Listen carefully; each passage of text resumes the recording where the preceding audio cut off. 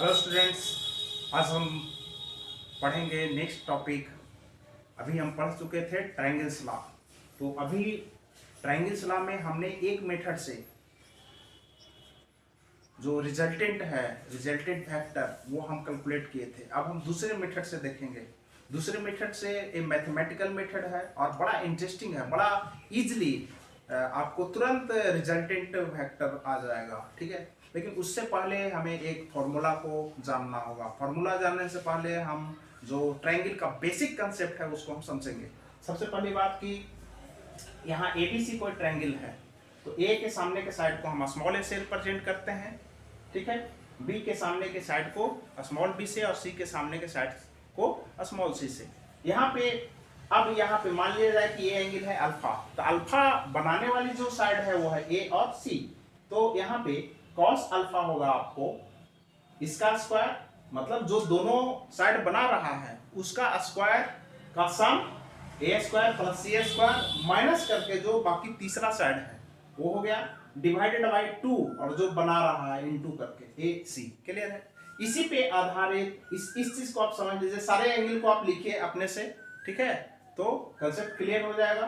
तो यहाँ पे इस फॉर्मूला को हम यूज करके हम ट्रायंगल्स लॉ का जो रिजल्टेंट है उसको हम करेंगे। सबसे पहली बात कि यहाँ पे देख लीजिए कि ए है एबीसी कोई ट्रायंगल है जिसका दो साइड ए बी और बी सी दो वेक्टर पी और क्यू से रिप्रेजेंट किया जा रहा है। थर्ड साइड ए सी जो है रिजल्टेंट आर है, वो जस्ट जैसे मैं ट्रायंगल्स लॉ में बताया था। अब यहाँ पे दोनों ए पी और क्यू के बीच का जो एंगल है वो है अल्फा। पी और क्यू के बीच का एंगल कितना है? अल्फा। तो हम एंगल बिटवीन टू वेक्टर पढ़े थे, हम एक को स्लाइड करते हैं, टेल टेल को एक करते हैं, तो ये एंगल अल्फा होगा। ठीक है, ये ना कि ये एंगल है। ऐसे तो लगता है कि ये एंगल होगा, लेकिन नहीं। अब ये एंगल अल्फा है तो ये एंगल कितना होगा देख लीजिए। ये दोनों एंगल क्या है? लीनियर पेयर है। लीनियर पेयर है, ये दोनों का सम कितना होगा? 180 डिग्री होगा जी। तो यहाँ ये अल्फा है तो ये कितना हो जाएगा? 180 माइनस अल्फा। अब हमको इसी की जरूरत है। ठीक है, अब देख लीजिए, ये है P, ये है Q और ये है 180 माइनस अल्फा। तो cos, अब इसका हम cos निकालेंगे तो cos 180 माइनस अल्फा कितना हो जाएगा? P square plus q square minus करके आर स्क्वायर, इस फॉर्मूला से डिवाइडेड बाई 2pq। क्लियर है? बोलिए। अब यहाँ पे cos 180 माइनस अल्फा होता है आपको माइनस cos अल्फा। ठीक है, माइनस cos अल्फा, तो माइनस cos अल्फा कितना हो जाएगा? Same p square plus q square minus r square divided by 2pq। Clear है? अब इसको हम क्रॉस मल्टीप्लाई किए हैं तो आया है आपको माइनस 2pq cos अल्फा equal to p square plus q square minus r square. R square को इधर लाइए, इसको उधर ले जाइए, तो ये हो जाएगा आपको r square equal to p square plus q square plus 2pq cos अल्फा। क्लियर है? That imply r is equal to this much। इधर स्क्वायर में है तो इधर जाएगा तो अंडर रूट हो जाएगा। क्लियर है? तो ये है आपका मैथमेटिकल। देखिए कितना 2-3 लाइन में ये पूरा रिजल्टेंट आ गया। तो यहाँ पे r is equal to कितना हो जाएगा? P square plus q square plus 2pq cos अल्फा। तो सबसे बड़ी चीज है ये फॉर्मूला। फॉर्मूला पे सिर्फ रखना है यहाँ पे, और वीडियो को धीरे पॉज कर करके ये आप समझते जाइएगा, लिखते जाइएगा, कैलकुलेशन कीजिए। इसमें सिर्फ और सिर्फ कैलकुलेशन है, ट्रिगोमेट्री का कैलकुलेशन है और कुछ नहीं है। क्लियर है? अब यहाँ पे रिजल्टेंट हमको का डायरेक्शन निकालना है, तो हमने क्या किया था? कंसीडर किया था P का डायरेक्शन दिया रहेगा, तो P के डायरेक्शन से R का डायरेक्शन हमको निकालना है। तो मान लीजिए कि ये एंगल कितना है? साई है। अब ये साई अगर हम निकालने में कामयाब हो जाए तो डायरेक्शन हमको निकल जाएगा। उसमें हम क्या किए थे? tan निकाले थे, याद है? tan साई हम निकाले थे, तो यहाँ भी हम tan निकालने की कोशिश करेंगे। हम cos का फॉर्मूला जानते हैं, तो cos को पहले sec में बदलेंगे और sec को फिर tan में बदलेंगे, क्योंकि हम जानते हैं sec square theta minus tan square theta equal to 1। तो sec थीटा कितना हो जाएगा? Under root sec square tan theta कितना हो जाएगा? sec स्क्वायर थीटा माइनस 1 का अंडर रूट। उस पे हम क्या करेंगे? हम उसको कैलकुलेट करेंगे। तो देखिए आगे। अब यहाँ पे cos साई कितना हो जाएगा? फिर इस फॉर्मूला पे जाइए, cos साई, तो ये कौन कौन एंगल बना रहा है? r और p, तो ये हो जाएगा r square plus p square और माइनस करके क्यू स्क्वायर। तो ये cos psi equal to p square plus r square minus करके q square divided by r 2 into r p, ठीक है, पी आर है, क्लियर है। अब यहाँ पे इसको हम उल्टा कर दिए हैं, कॉस का ही रिवर्स है क्या, सेक, तो यहाँ पे सेक साई कितना हो जाएगा 2 P R divided by this much, clear है। अब आर का हम वैल्यू देंगे दोनों जगह, क्लियर। तो यहाँ पे आर स्क्वायर का हम वैल्यू देते हैं, आर स्क्वायर का वैल्यू कितना है देख लीजिए, आर स्क्वायर का वैल्यू इतना है, तो यहाँ पे हम वैल्यू दे दिए हैं, पी स्क्वायर जो का त्यों है, आर स्क्वायर की जगह पे p square plus q square plus 2 p q cos alpha minus करके q square, minus q square plus q square cancel हो गया, क्लियर है। तो यहाँ पे सेक साई का वैल्यू इतना आया, क्लियर। अब यहाँ पे हम बढ़ते हैं आगे, तो इसको अभी राइट डाउन कर लीजिए, उसके बाद हम आगे एक प्रोसीड करते हैं।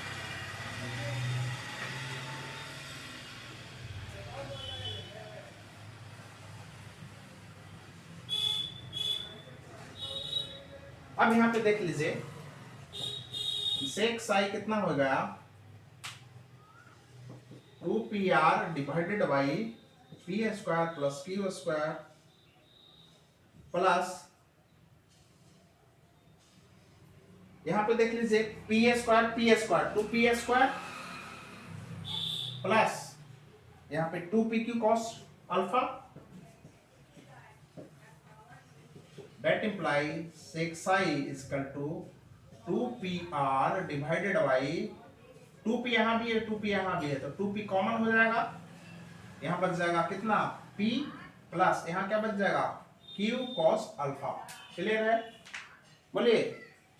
That imply sec psi is equal to 2p, अब r का आप वैल्यू दे दीजिए, ठीक है।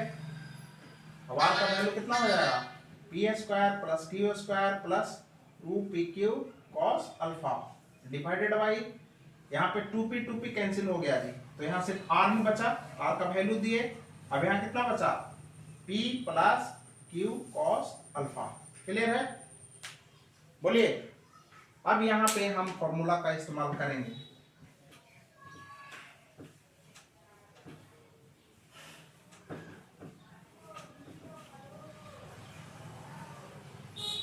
अब देख लीजिए हम tan साई इक्वल टू कितना हो जाएगा सेक स्क्वायर साई माइनस 1 का अंडर रूट। अब सेक साई कितना सेक स्क्वायर साई मतलब p square plus q square minus plus 2 p q cos alpha का अंडर रूट, ठीक है,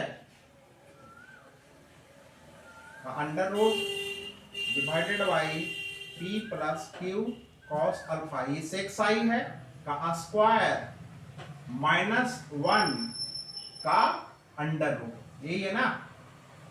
अब ये हम इसको स्क्वायर करेंगे तो अंडर रूट खत्म हो जाएगा, तो P square plus q square plus 2 p q cos alpha divided by p plus q cos alpha का स्क्वायर हो जाएगा ये माइनस 1 का अंडर रूट, क्लियर है, यहां तक कोई दिक्कत। इज इक्वल टू यहाँ पे देखिए अब हम इसका एलसीएम लेंगे 1 1 है a1 और इसका कितना आ जाएगा ये p plus q cos alpha का स्क्वायर, यहाँ उतना ही बचा रहेगा P square plus q square plus 2 p q cos alpha और माइनस करके p plus q cos alpha का स्क्वायर, इसका होल अंडर रूट, क्लियर है।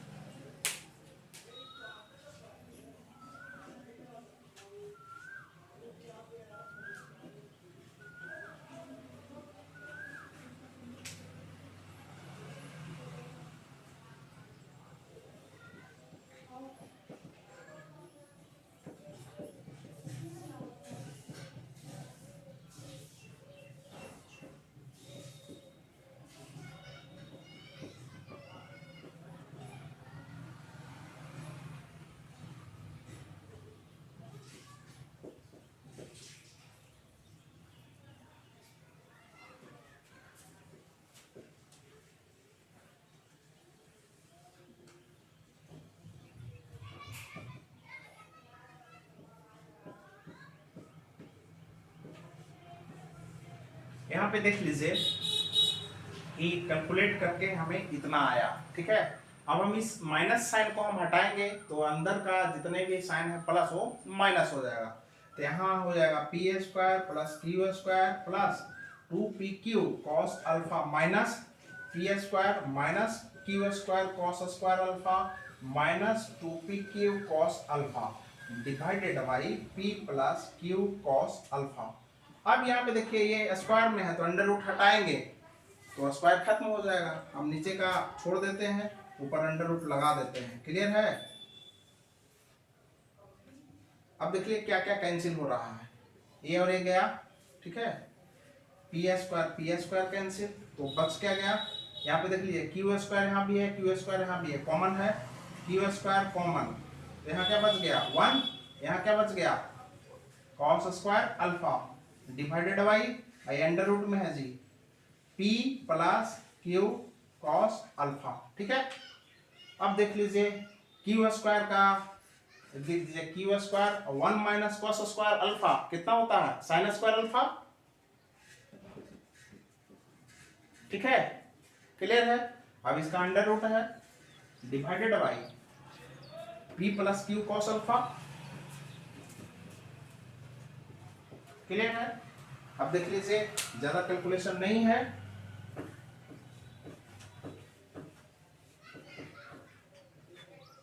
अब यहाँ पे Q square sine square alpha, या स्क्वायर खत्म हो जाएगा कब, जब अंडर रूट हटेगा, तो कितना बच जाएगा q sine alpha divided by p plus q cos alpha, कितने के बराबर tan साई के बराबर।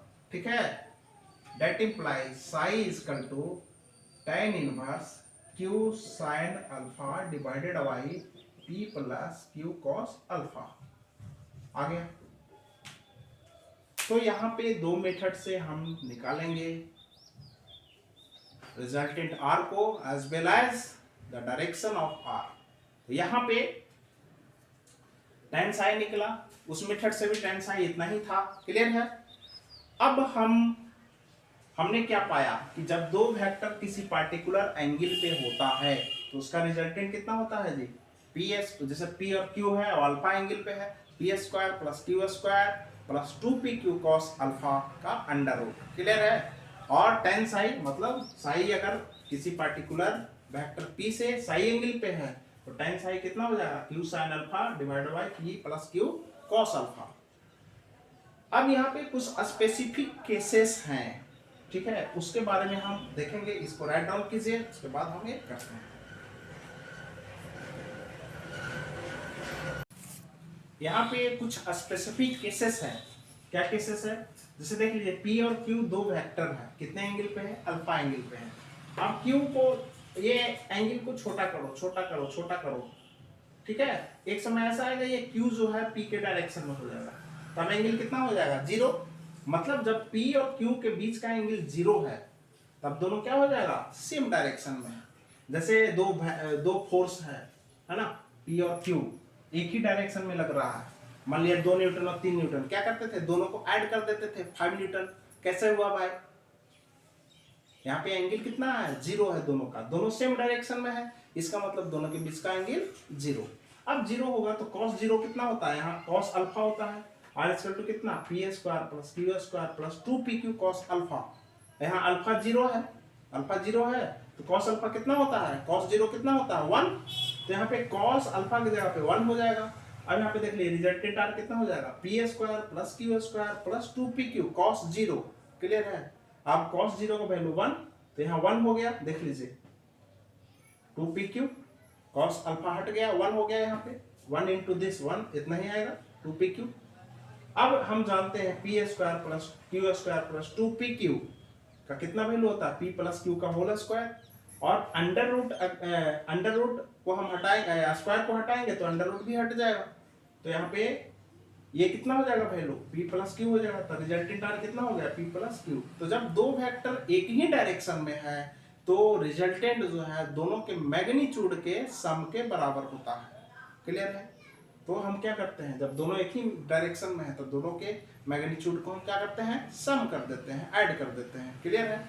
अब जब दो वेक्टर 90 डिग्री एंगल पे है तब क्या होता है, यहाँ देखिए इस तरह से, इधर है और Q उसके जस्ट परपेंडिकुलर है, तब उसका रिजल्टेंट हम कैसे निकालते हैं। तो यहाँ पे थीटा इक्वल टू कितना है 90 डिग्री, cos 90 कितना होता है 0 होता है।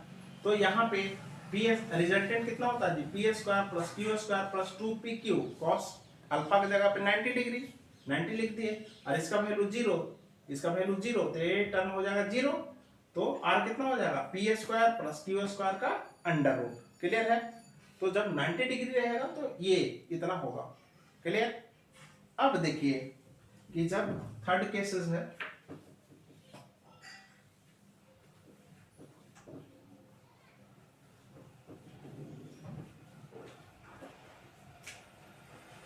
if P and Q is in opposite direction, ठीक है, मतलब P और Q जो है अपोजिट डायरेक्शन में है, P इधर है तो Q किधर है इस साइड में है। क्लियर है। अब यहाँ पे तो दोनों के बीच का एंगल कितना है जी 180 डिग्री होगा, दोनों अपोजिट डायरेक्शन में है तो दोनों के बीच का एंगल 180 डिग्री। तो यहाँ पे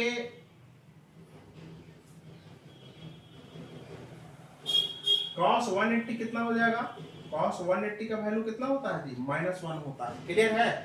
तो यहाँ पे हम cos अल्फा की जगह पे -1 लिखेंगे, तो रिजल्टेंट r कितना हो जाएगा P square plus q square plus 2pq cos 180, ठीक है, अंडर रूट, और cos 180 का वैल्यू कितना होता है -1 होता है। क्लियर है ये। तो यहाँ पे p square plus q square plus 2pq into -1। Clear है। तो अंडर रूट इसका to p square plus q square minus 2pq cos alpha minus 2pq। Clear है। सुन में आ रही है बात। अभी देखिए प्लस माइनस माइनस माइनस हो गया यहाँ पे, अभी किसके फॉर्म में आ गया G P square plus q square minus 2pq कितने के बराबर होगा p माइनस क्यू का होल स्क्वायर होगा का अंडर रूट। अब यहाँ पे देख लीजिए q माइनस पी भी हो सकता है, p माइनस क्यू भी हो सकता है। इसका जो वैल्यू है a plus b, a minus b के होल स्क्वायर या b माइनस a के होल स्क्वायर, दोनों एक ही रिजल्ट आता है। तो यहाँ पे हम दोनों होता है इसलिए इसको मॉड कर देते हैं। क्यों मॉड करते हैं, क्योंकि इसका वैल्यू अगर निगेटिव आ जाता है तब दिक्कत हो जाएगा, इसलिए मॉड कर देते हैं। क्योंकि p माइनस क्यू भी होता है q माइनस p भी होता है, तो मॉड कर देते हैं उस स्थिति में। तो इसका स्क्वायर कर दिए, अब इसका वैल्यू हो जाएगा आपको p माइनस क्यू का मॉड। क्लियर है। यह स्क्वायर हट जाएगा, तो रिजल्टेंट r इक्वल टू कितना हो जाएगा p माइनस क्यू का मॉड। तो जब दो वेक्टर अपोजिट डायरेक्शन में है तब उसका रिजल्टेंट बड़े वेक्टर में से छोटे वेक्टर को सब्सट्रैक्ट कर दीजिए, है ना, मतलब मैग्नीट्यूड का जो डिफरेंस है वह उसका रिजल्टेंट होगा। तो इसको राइट डाउन कीजिए, उसके बाद हम इस पे आधारित जो प्रॉब्लम्स है उसको करेंगे और हम नेक्स्ट वीडियो में आपके लिए लेके आएंगे प्रॉब्लम्स के लिए। तो बने रहे आदर्श के साथ, ब्रेक के बाद में।